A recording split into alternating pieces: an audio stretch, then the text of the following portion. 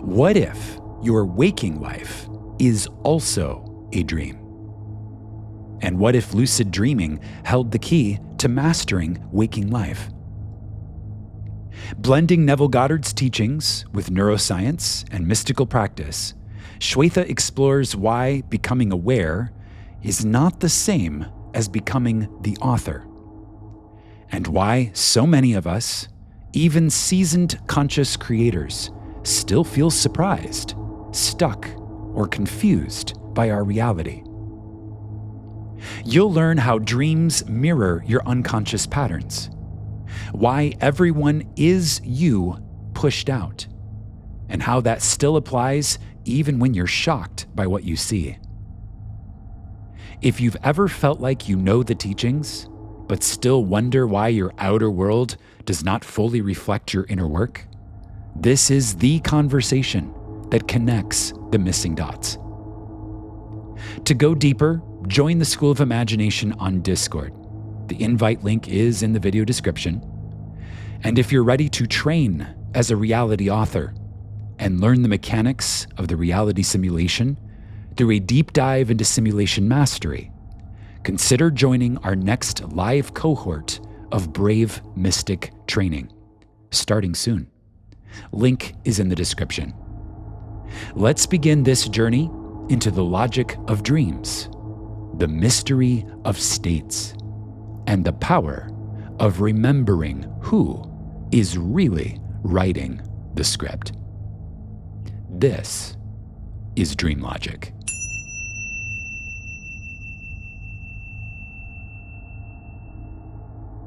Welcome back to DreamLogic.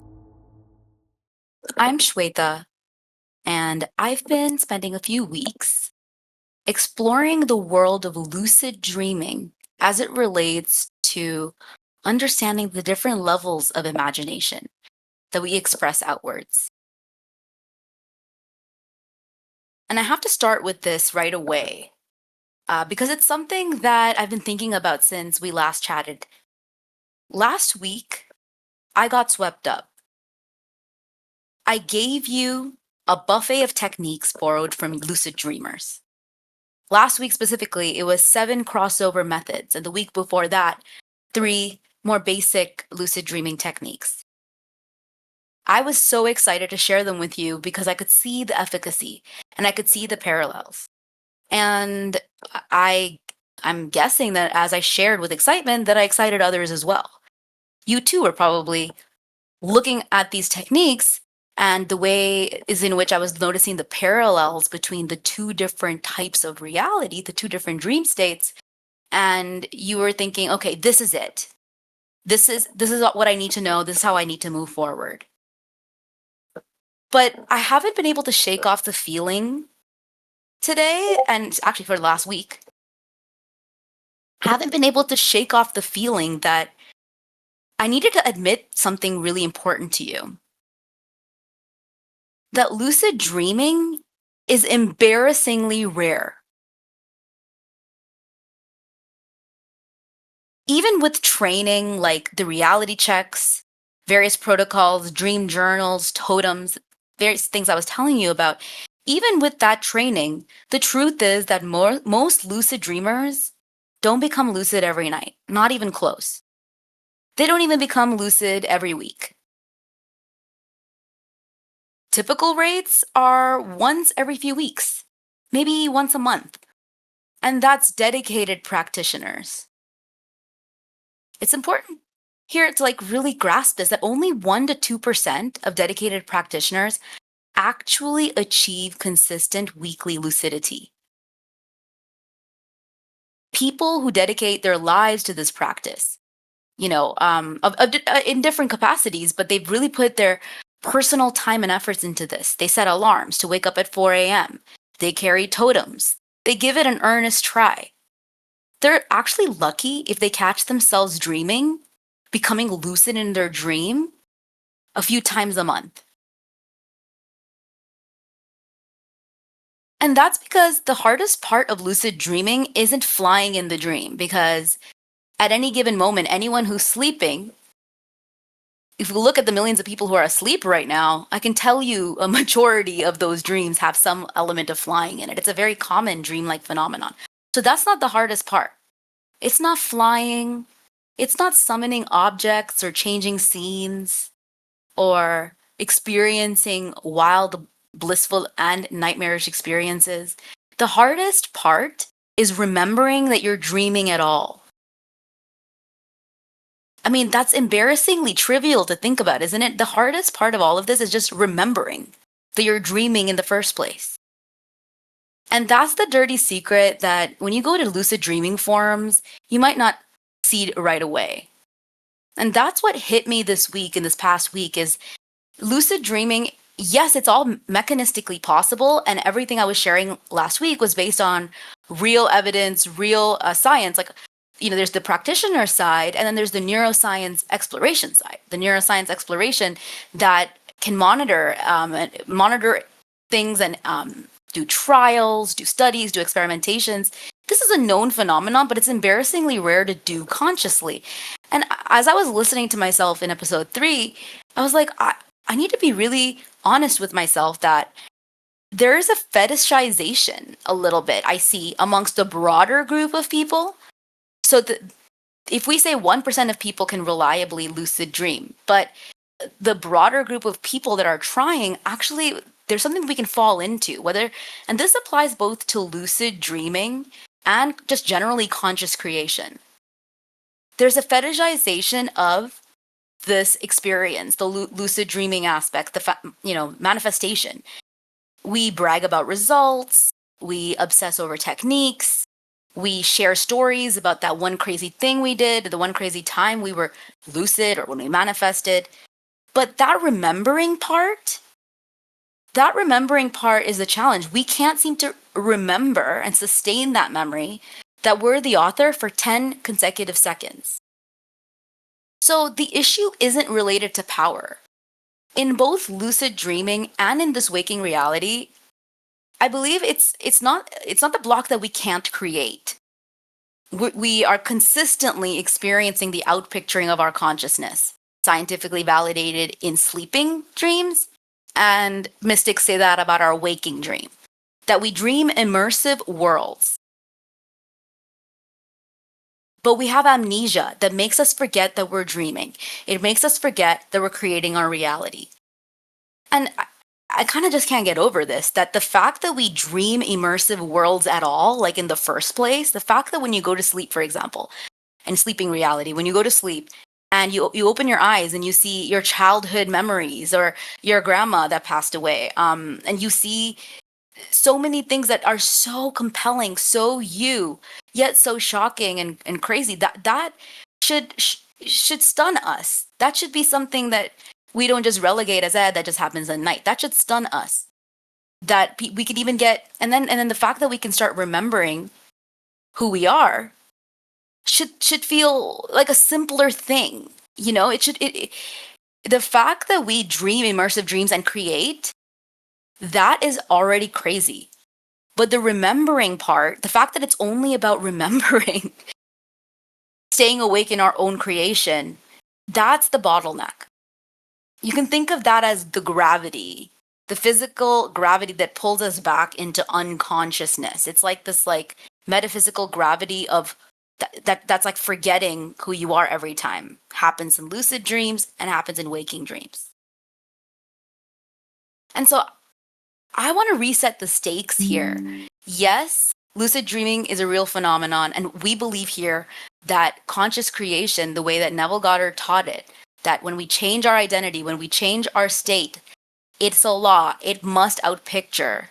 We must be the selector of our reality through our state.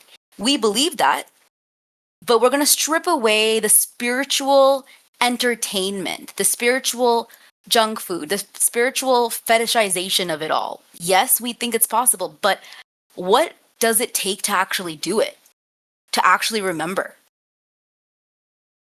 I just wanted to call out the fetishization trap that I had seen myself fall into. I mean, I was gushing over lucid dreaming last week and all the fantastic techniques, which they were really interesting. But what intellectual and entertainment itch was that scratching for me? And and for all of us, and how are we going to take this information to do the embarrassingly simple seeming task of remembering? Because what's being asked of us isn't that we gain some powers to create. What's being asked from us is that we remember that we're doing it at all. Like just like in dreaming, which is the skill in lucid dreaming. We talked about two skills. There's lucidity and authorship. And I was talking about how they're two different skills. The first skill of remembering that you're dreaming, that's the skill, and then shifting your states, that's another skill. And I sort of hear myself and I cringe because I'm like, I made it sound a little either easy or cliche, but what I really mean there is like really quite profound, is that even step one, the remembering that we're dreaming, that needs to sustain itself, and we need to be in that state and dwell in that state as often as we can, return to that state of remembering who we are as often as we can before we can reliably and sustainably shift. It's the same two skills in our waking reality, and it's nothing to scoff at, because with our senses pierced outwards, as they say in the Upanishads, we dream these outward dreams and we forget the mechanism. And that happens in both lucid dreaming and awakening dreaming. And I want to make sure that, outside of all the fancy techniques, outside of the fact that, some lucid dreamers have had magnificent things that we can read about in the forums, and same with creators. We see manifestors in community, manifesting all kinds of beautiful things. We step aside from that, we can celebrate that, but we step aside from that as entertainment and take this really seriously.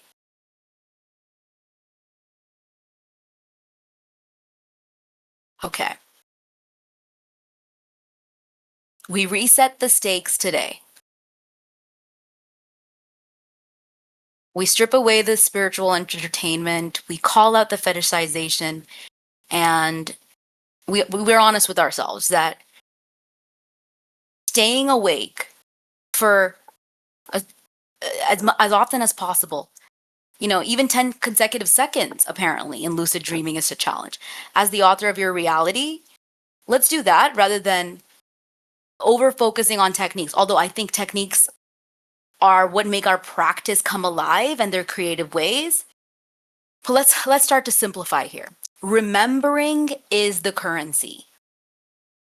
Everything else is noise. That's what we're going to focus on, remembering every single time.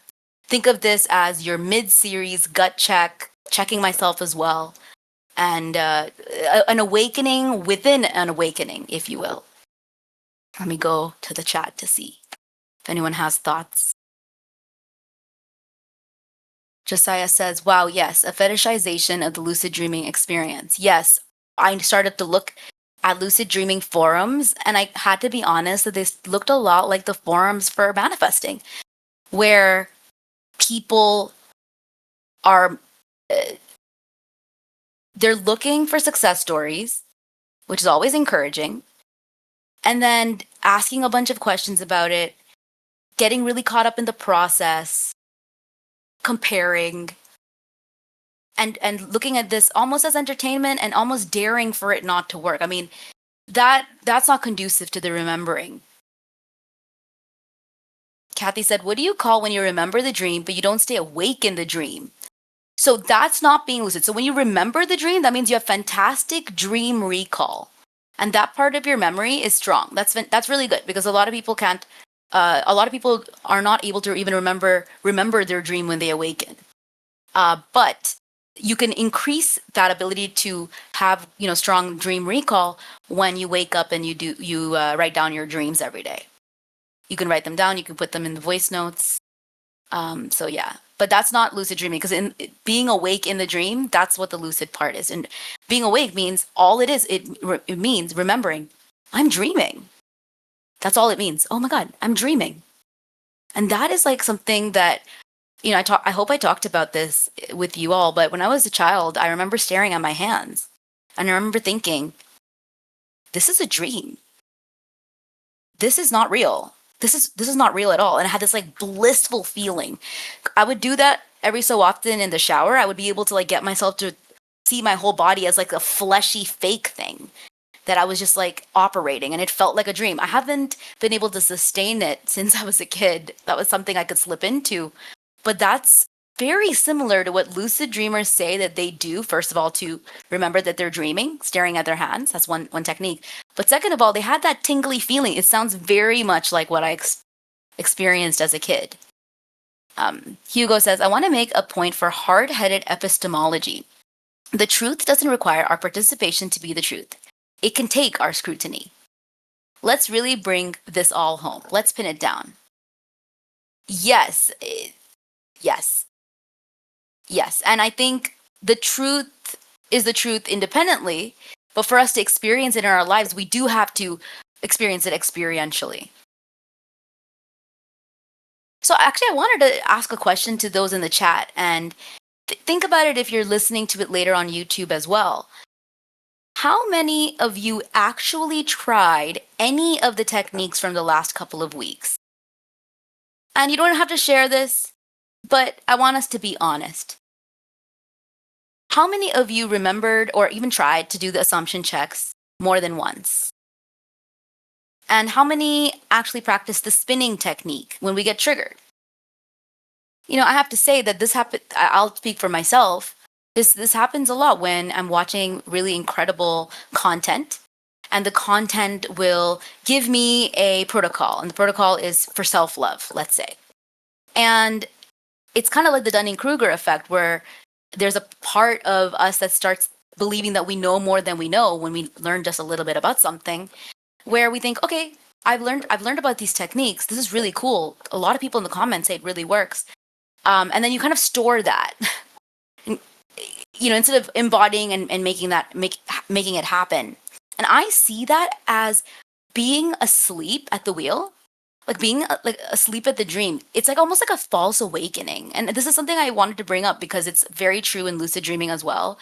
But it's something that's so analogous in waking reality. I can speak for myself and say my search for techniques, or my search for extracting solutions from the outside world, became a level of sleep as well. Even though I was thinking about manifesting and consciousness, I was doing it in a way that was almost like a false awakening, because it was like I was reading about something. I was learning about something. And so I see that the fact that that's an obstacle in lucid dreaming, that there's people who think that they're awakened, but it's like false awakenings in lucid dreaming. We have that in our physical reality as well.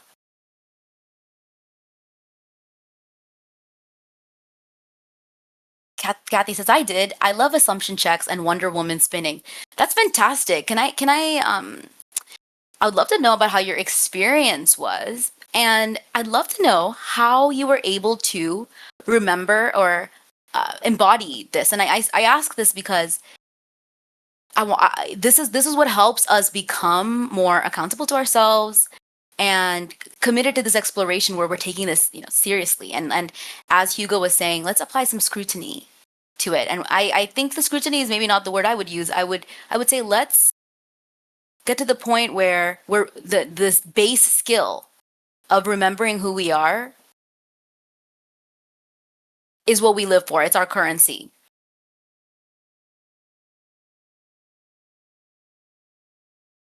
Sarah says, in truth, there is no separation between waking life and dream life. As we bring more lucidity to our lives here, being aware as opera and power, the dreams automatically change. Yes, that's what happens in lucid dreaming, and that's what happens in our day-to-day reality. And that remembering part, it's like it has levels to it.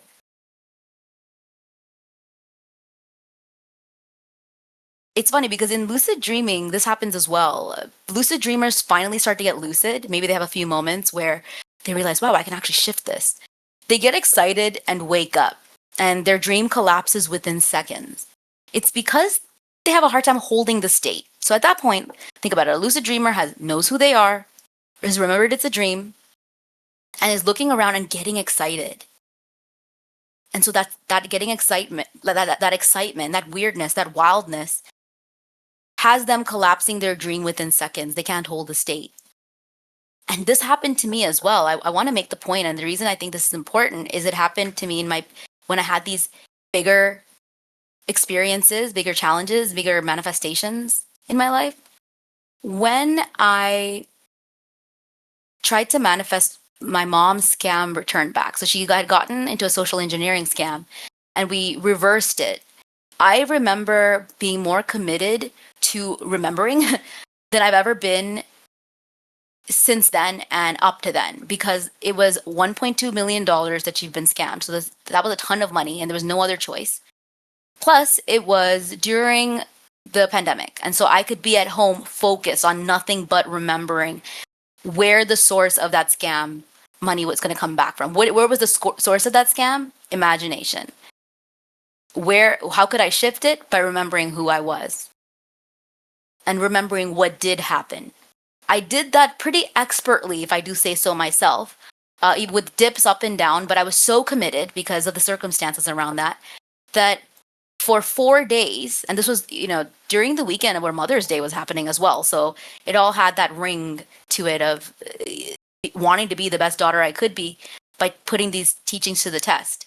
And it took 4 days of me remembering day in, day out. I recorded like 4 Neville audiobooks so that I knew my brain had a proper mental diet. And it happened against all odds, where everyone had given us a less than 1% chance for us to get any of the money back. We'd gotten the money back. My scene came to pass. I was so excited. The same way that these lucid dreamers get excited, I was so excited. Like my whole reality was sparkling. My mom said the words of "the money came back." Shveta, the money came back. My mom said those words. My dad looked at me like I actually might know what I'm talking about something. And I was, telling Josiah, telling all my friends that knew about this, that it had actually come through. And then I got really excited, and the most bizarre thing happened. I started thinking, okay, maybe it would have happened anyway. You know what? I started forgetting. I started thinking, you know what? Like, maybe this is something crazy, and I don't know. Maybe it wasn't me. Maybe it was a little luck. Like, started assigning second causes. I started forgetting. And a few weeks later, my mom said, you know what? We got almost $1.2 million back, Shveta, but we lost 80,000. And as soon as that happened, I was like, that's me. That's because I shifted. I got too excited. I gave away my power. I could sustain it for 4 days because the stakes were freaking high for me. But I went back to forgetting on all kinds of areas. And so the 80,000 was gone. And I was upset. I mean, I was happy because most of the money came back. Experts had told us that if we would probably get very, very little back because it had been weeks and weeks since the scam had actually happened. So I was like, okay, this is bizarre. And then on my birthday, I revised it. So I injected remembering again. I remembered one more time. I revised that actually she got the entire amount back. And I can tell you that on a very specific day, on my birthday, my mom gave me a squealing, announcement that they had just won a grant of $1.28 million. And the reason that was important to me is that I had been revising that instead of her losing $1.2 million, she had gained it. And because I was doing all kinds of revisions and all kinds of stuff during the time that I was focused on remembering that she got the money back, or her money was never lost, whatever would stick. So I was like, wait, you got $1.2 million in a grant plus the 80,000. And I just knew it was my missing 80,000. Now that works if you take into account DreamLogic and understand how this reality works. That makes sense. But if you start forgetting, that could just be an interesting story. But I know what happened, and I know how my state shifted. Kathy asks, did you do it all? Did your mom do anything? My mom couldn't do anything at the time other than stay with me because she was crying. What she did do, she still got up and worked. She still went to the gym. Like, she still did everything she needed to do, but crying. And she was devastated. I'd never seen my mom like that. But no, it was me and I'm going to say some mentors. And It was the fact that there was nothing else to do, and the fact that I couldn't accept it. Okay. So I hope that story relates to what I'm talking about here with the easiness of forgetting. And when we create something, that excitement the excitement of it having happened yet makes us think, you know what, maybe this would have happened anyway. Because what is that excitement saying? When I created that, what was my excitement saying? It was saying, are you ready, you fool, to remember for the rest of your life that you are creating everything and the source is imagination? And I was like, I don't know. I don't know. Like, what's it actually be? So yes. Kathleen says, don't accept it as final. And you know what? That is such an interesting point, because in lucid dreaming as well, the main technique is not accepting what you see without it shifting your state too much. That's state endurance. So pretty cool stuff. Kathy says, shut the door. Exactly. The other thing I wanted to bring into the table, because even though I'm kind of sobering us up here and saying, okay, let's not get super excited about fancy techniques and look, how people have been able to do things. Let's be honest about the fact that it's rare. It's rare to lucid dream. And if I'm honest with you, I've been in this community for a while. It's rare to be extremely sustainable in our creations. What we're doing right now is like a 1%. It's a 1% skill. I think of that as the top 1%. People have all kinds of different definitions of what the top 1% is. But for me, the elite, the true elite, are those that are practicing to remember. And that is a rare skill. And in lucid dreaming, when I started looking into the numbers, I'm like, oh my God, that really is analogous to what I see. Some people get on and off little manifestations, but that sustained way of life skill, that's what we're after here. And so lucid dreamers, what's really interesting is once they start to awaken, a common thing that happens is they think they can handle more than they actually can. So they know in their dreams, hey, I used to be able to fly and change the scenery and summon people. When I become lucid, I want to try that. I want to try to fly. The dream, because of their fragility, yeah, that's the word I'm looking for. Fragility of their remembering, because it's budding, right? It's budding, it's spreading, it's becoming brighter. There's a little fragility in the beginning. The dream can't hold that much conscious manipulation, and it collapses. The fact that that happens even in a solo dream where there are no other, other characters and other characters, other settings, other things going on that are all an expression of you, but we are, as we know, dreaming in concert with others.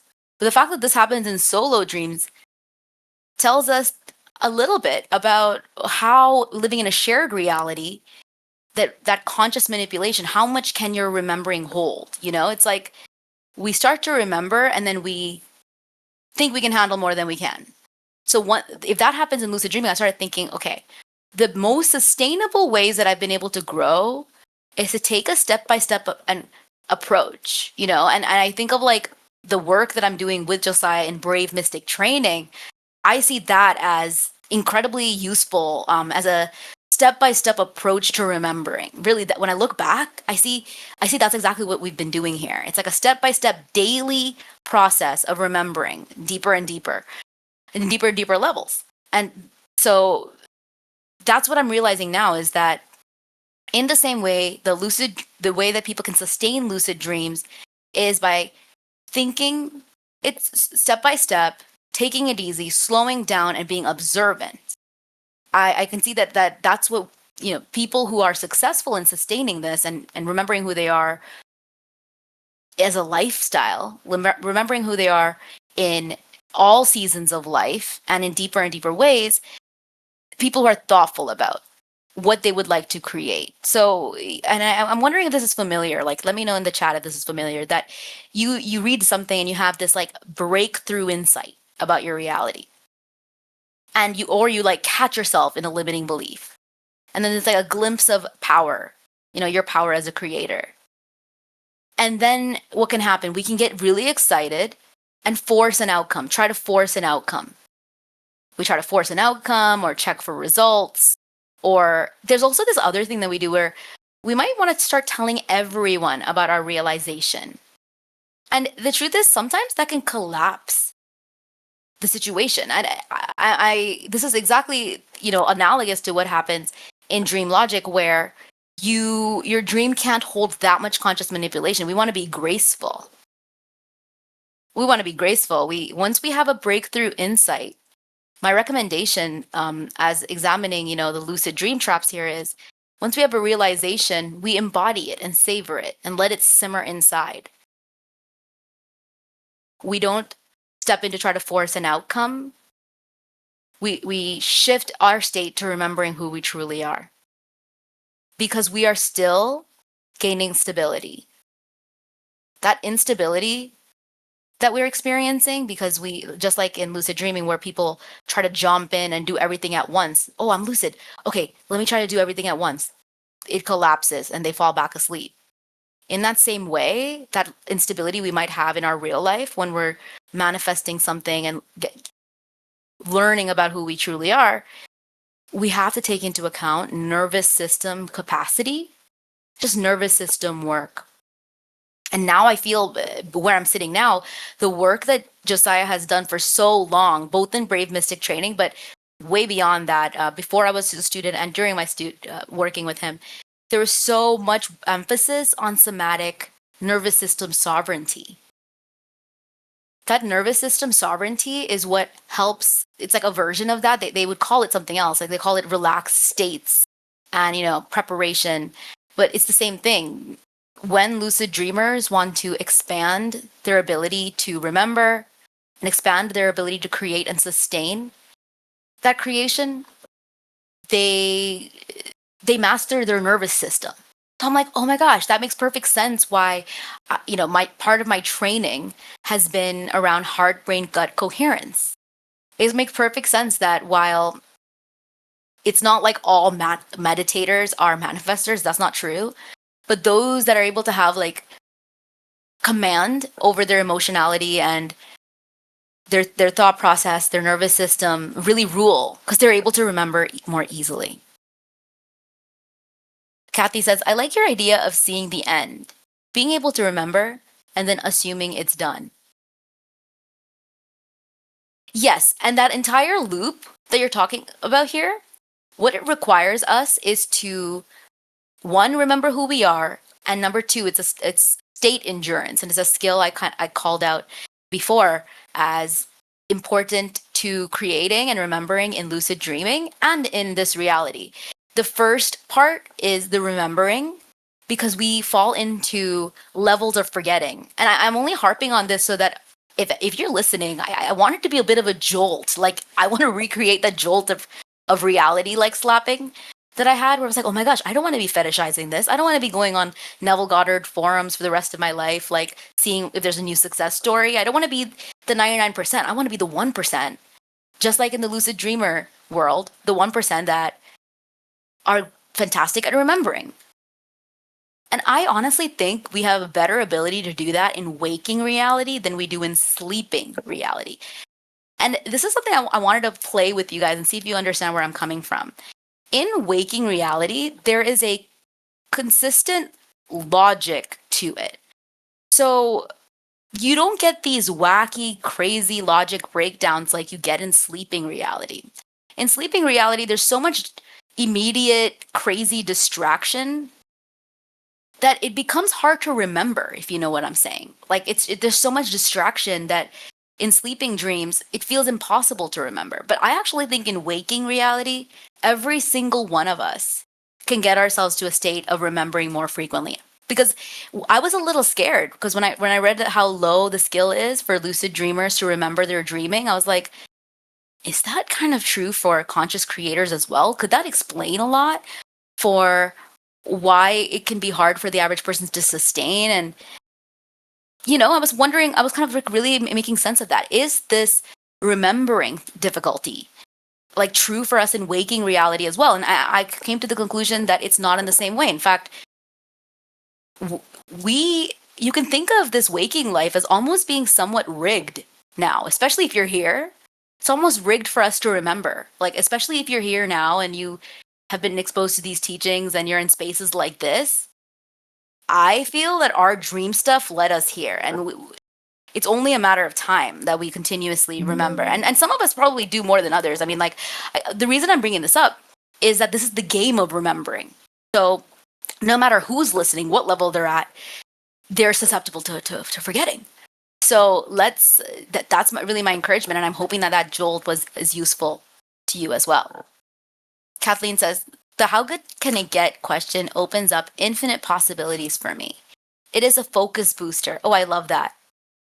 I absolutely love that. I think soon I am going to do so after I kind of like lay out some thoughts I wanted to think about here today. I want to get back into experiential stuff we can do together and like create like a what I'd like to call seed a morphic field together so that we can use DreamLogic. And I have so many exciting ideas, but I did want to set the stage that yes, I was raving about all these techniques and how lucid dreamers do this and they do that. And it's a rare skill. It's a hard to sustain skill for lucid dreamers. And it's an easily, I keep saying fetishizable, but I think that's the best example. It's an easily fetishizable thing because it's fun and it's exciting.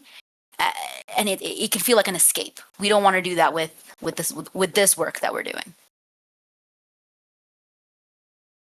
Okay.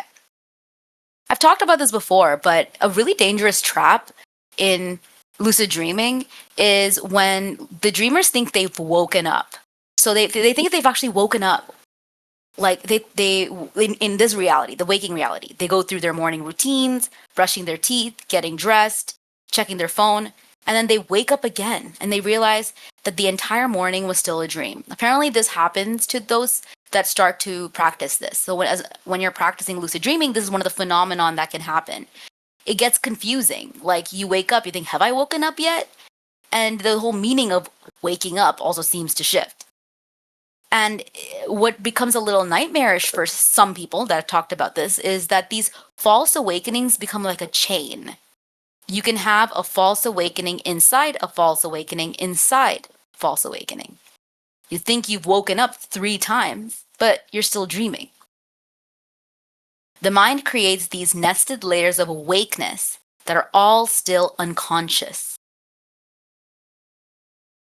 And that happens to us as well. In the waking reality, you think you're awake to the fact that you create your reality, you read Neville, you understand the teaching, you get to do a lecture on it, you can explain it to others that are confused about it, but you're still in the script. You're still reacting to circumstances as if they're happening to you. You're still operating from the old programming. It happens to us all in various areas, in various levels. Just like in lucid dream false awakenings, this can have layers in your waking reality. So you, for example, wake up to victim consciousness, but you're still asleep to your power in other ways. So then you start waking up to more of your power, but you're still asleep to the fact that everyone is you pushed out in this other way, in this other area. You wake up to everyone being you pushed out, but you might still be asleep to the fact that there's no out there to push anyone to.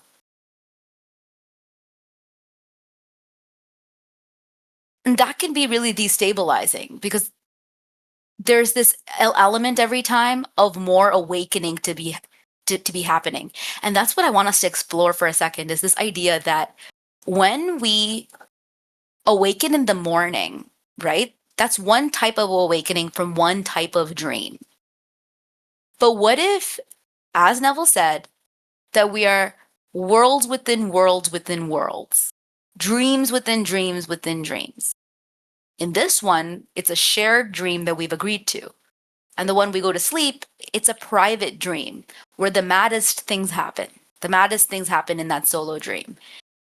But outside of these two spaces, couldn't there be a deeper version, a higher version of the dream that we can also start to awaken to? It's this idea that we keep questioning. Am I dreaming now? You are dreaming now.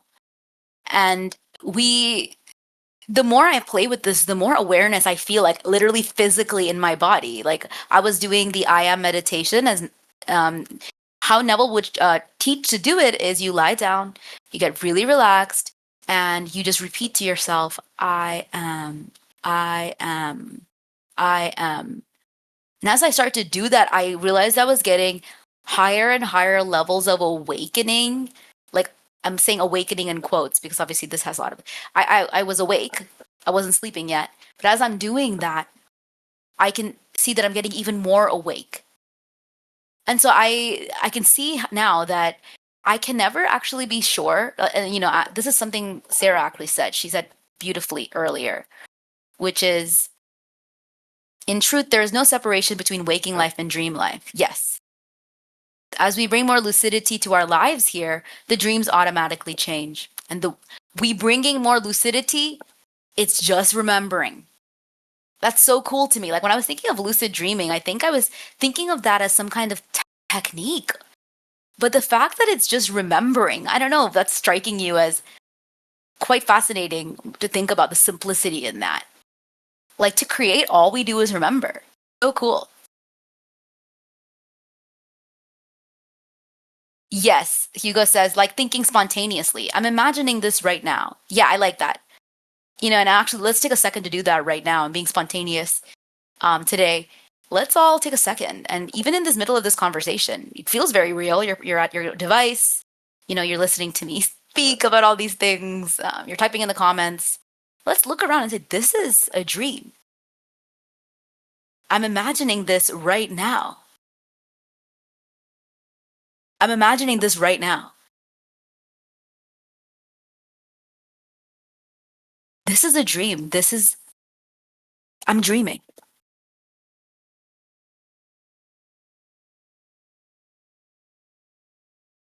It's really like has been something that's so mind blowing. I still think I need a little time to let the pieces shake and kind of land within me and then like rebuild it to share with you all. But this idea of like dream amnesia, this like memory wipe that we are consistently trying to undo. The fact that it plays out in lucid dreaming and waking reality, I want to explore that because even when lucid dreams happen successfully, when people wake up, they forget them within minutes. So even with all the techniques and they're expanding their memory, the challenge is when lucid dreams happen, dreamers will wake up, and even though they remembered they were dreaming, they were able to control certain aspects of it. They can actually find it be very difficult to remember what happened. So they remember they were awake. That for sure they remember. No, I was awake. I knew I was dreaming this whole time. They they were sensing everything around them. And in just a moment of minutes of awakening, that amnesia kicks in again. And the truth is that's why journaling is so important and documenting this because there's so many layers of everyday awareness that we go through in our reality. And those layers of everyday awareness is pretty much like like the laws of physics around us. It just is. We wake up, we get hungry, we have to make breakfast. There's so many layers of awareness and creation in our reality that the things that we forget just get buried. And it's interesting because like the brain actively suppresses dream content during waking hours. There's a neurochemical shift that literally erases the dream memory to make room for waking consciousness. Now, when we say erase, it's a temporary like erasing. It's like when you have a computer and you are returning it to like factory settings and stuff, you can kind of save a few files, right? You want to back up your files. You want to save a few things that you want. You might not need everything, but you want to save a few things. That's what that like journaling part is. And your body says, okay, you had a solo mad dream, cool. Now you're in this waking dream, and we need all hands on deck here, all memory aspects here. So either you when you write it down, it's like doing that backup every day, which I found really interesting to consider that really what's happening is we experience the madness of our solo dream. We wake up and now we're in this other dream. So there's a whole set of other memories. So we have to take ownership of what we choose to remember, what we choose to journal, what we choose to document. And I see that now as more important than ever. Before, like this idea of scripting would be like a technique that someone would tell you in a law of attraction class or something like that. Now I realize, no, this is a quintessential, like sacred tool to remembering both lucid dreaming and what we experience in dream life and this awakening dream, because the layers of reality, the layers of the things that we have to experience on a day-to-day basis allow us to forget.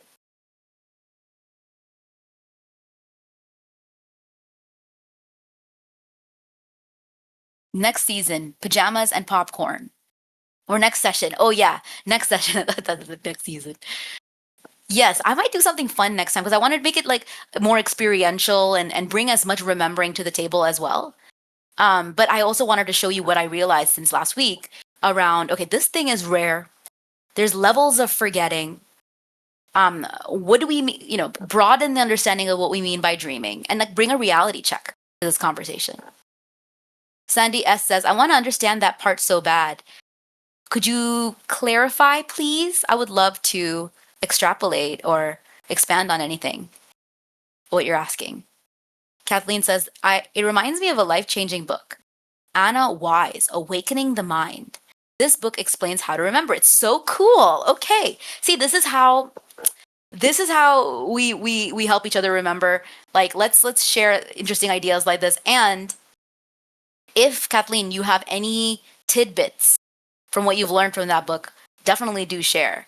That's what I want us to kind of start paying attention to, is how often are we in a state of remembering and realizing that, yes, we might know something intellectually, but how often are we bringing it to our day-to-day experience so we can become more and more lucid?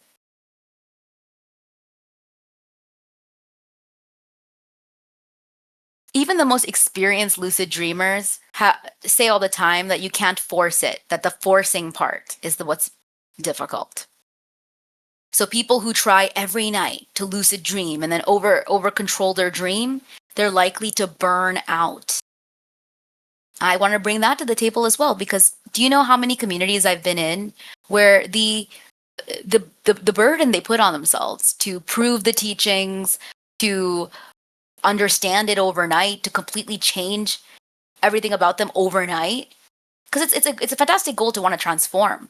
But there can be this burnout and pressure that people put on themselves that what's really interesting to me is when lucid dreamers say, hey, when I put that pressure on myself, it doesn't help me remember. When I try to do this every single night perfectly, it does not help me remember. That to me is important. That if we're putting pressure on ourselves and stressing out about something and overfitting, it's a term I teach in Bravistic training, which is getting too specific on one desire, one thing to prove that, hey, I am creating, I am the dreamer, and I'm dreaming this dream. When you put all your intensity on one thing, that's like what I would call overfitting on that desire. That does not help you remember. That pressure that we put on ourselves just continues to keep us in forgetting, which is helpful to know that in lucid dreaming that's the case as well. Because the ones who achieve consistent lucidity treat it more like training a muscle. Intense practice followed by integration period. So what if we decided to shift this perfectionist mindset? Oh, if all of these things don't come true, that means this isn't real, and that means I haven't transformed. That means I am not my ideal. Put all that away for a while. Let's think, okay, for me to get lucid in this reality and remember who I am and create, I'm going to think of that as a muscle. A muscle where I practice intensely. And then I'm going to have some integration periods, not think about it for a while. You treat it like something you're learning and mastering, not something like you're proving. Because we've seen this all the time, that like people try to maintain constant positive thinking. They exhaust themselves with visualization. They burn out on affirmations, robotic affirmations. And then they quit. And then they go on Reddit and say, you know what? All of this is a scam. This is all a sham. None of this is real. Because why? The discipline was unsustainable and did not help them remember. Doesn't help lucid dreamers remember when they have to force themselves, try to prove it to themselves, and it doesn't help us either. So that shows us that the problem isn't the techniques, because the techniques between lucid dreaming and awakening reality is actually similar. Like they're talking about affirmations, going into the state akin to sleep, setting intentions. There's a lot of overlap there. So the problem isn't the techniques. They can be just fine and effective.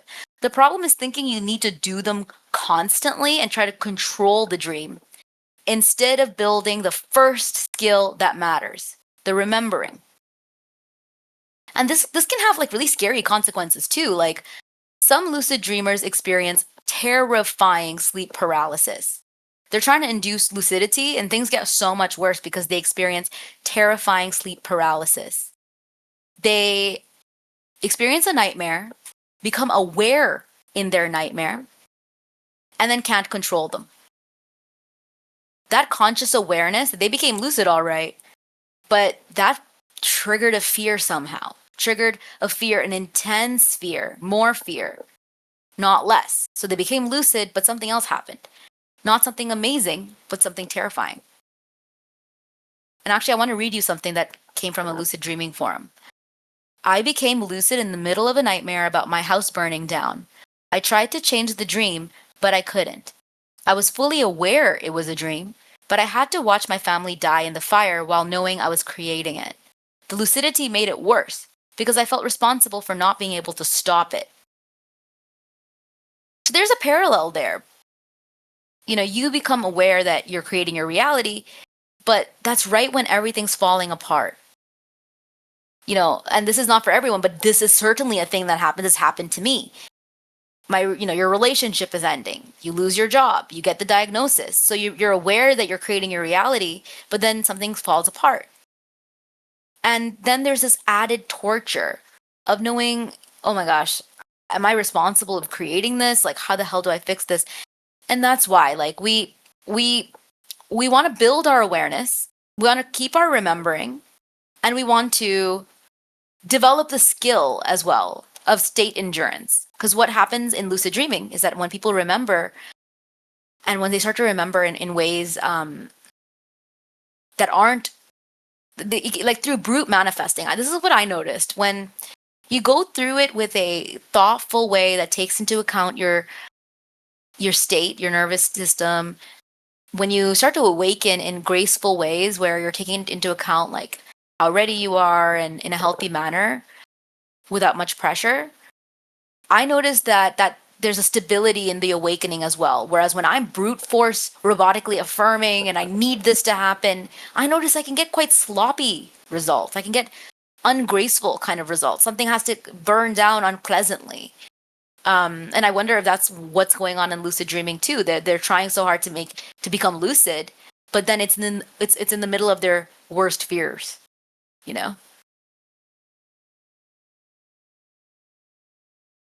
Hugo says, so I make a claim to just remember just right.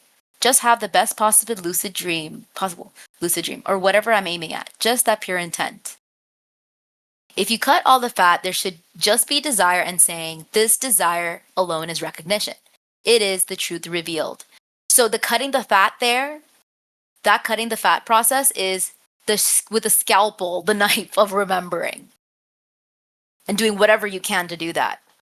Which is what the first 3 techniques that I shared in I think episode 1, but we talked about it a couple times, are going to be the most important. Those are the remembering techniques, and I'll put it in the chat here again.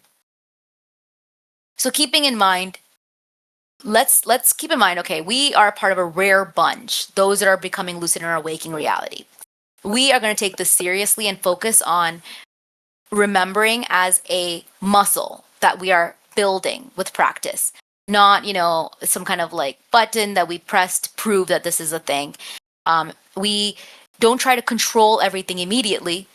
We don't want to get frustrated and give up. We take some time to take things slow and take things almost like with a level of, I'm not going to say professional attitude, but kind of like when you were learning something in school. There's a humility in it. So Hugo says, I've always had an aversion to anything choreographed. There can be no ritual around it.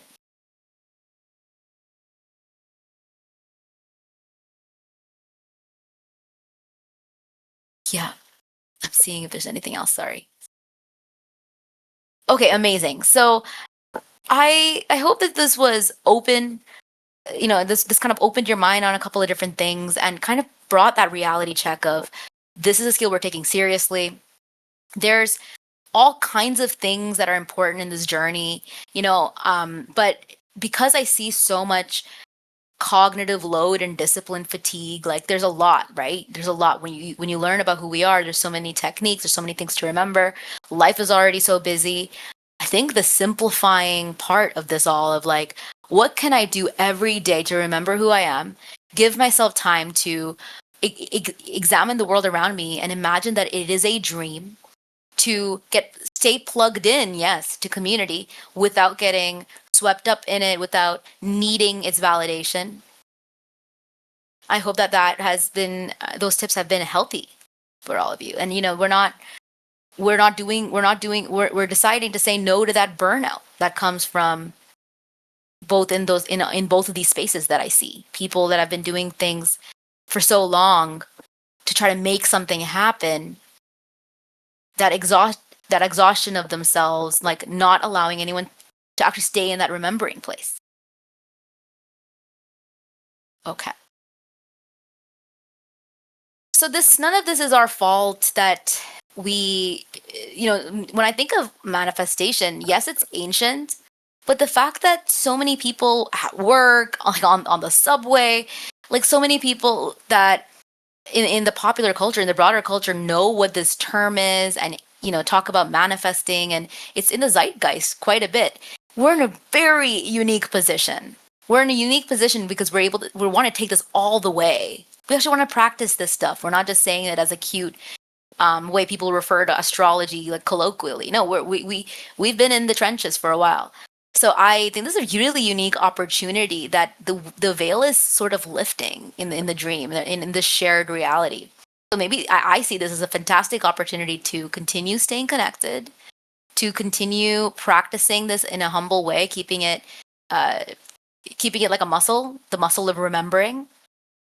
And stay tuned. I'm really excited. Next week, we'll go back to kind of like the regular programming. And what I'm going to do is I'm going to bring the techniques to life. So we can actually have like a training session and I think by the end of it, because I've been practicing and playing with these, you'll see what I mean about the lucidity, the feeling of lucidity in our waking reality. So I can't wait.